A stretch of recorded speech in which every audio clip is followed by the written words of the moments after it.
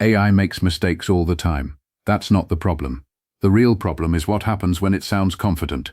Because confidence changes how humans behave, it changes how quickly we stop checking, and how willing we are to accept an answer without asking how it was produced. AI doesn't hesitate. It doesn't second-guess itself. It doesn't slow down when the stakes rise. When an AI system gives you an output, it gives it at full confidence every time, whether it's right or wrong.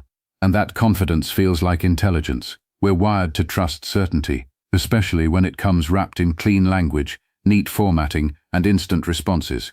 So when people ask whether AI can be trusted, they're usually asking the wrong question. The more important question is this: what happens to human judgment when we stop questioning confident systems? Because most AI failures don't begin with a broken model, they begin with a moment of quiet deference. A recommendation is accepted, a prediction is approved, a decision moves forward without friction. Not because the system was proven correct, but because it sounded sure. This is where trust becomes dangerous. When systems work most of the time, humans adapt around them.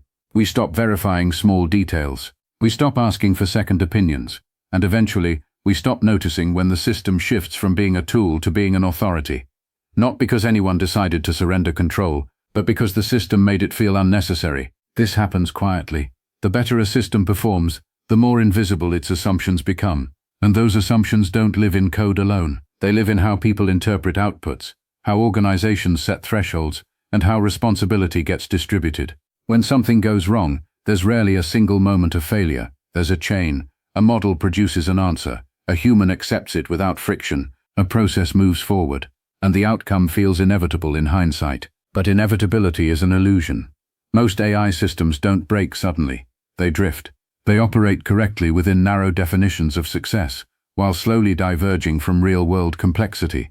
And because the outputs remain fluent and confident, the drift goes unnoticed. That's the paradox. The system doesn't need to be malicious to cause harm. It only needs to be trusted slightly more than it should be. Oversight exists on paper, but in practice, it becomes reactive instead of active. Humans intervene after something breaks, not while it's quietly bending, and by then the question is no longer whether the system was right or wrong. The question becomes who noticed, and when. In psychology, there's a well-documented effect where people rely on automated systems even when those systems are flawed. Not because they're lazy, but because monitoring takes effort, and confidence reduces that effort. The more reliable a system appears, the less it gets questioned. Over time, oversight becomes symbolic. A checkbox, a formality. The human is still technically in the loop, but no longer engaged. And once that happens, errors don't feel like errors anymore. They feel like outcomes.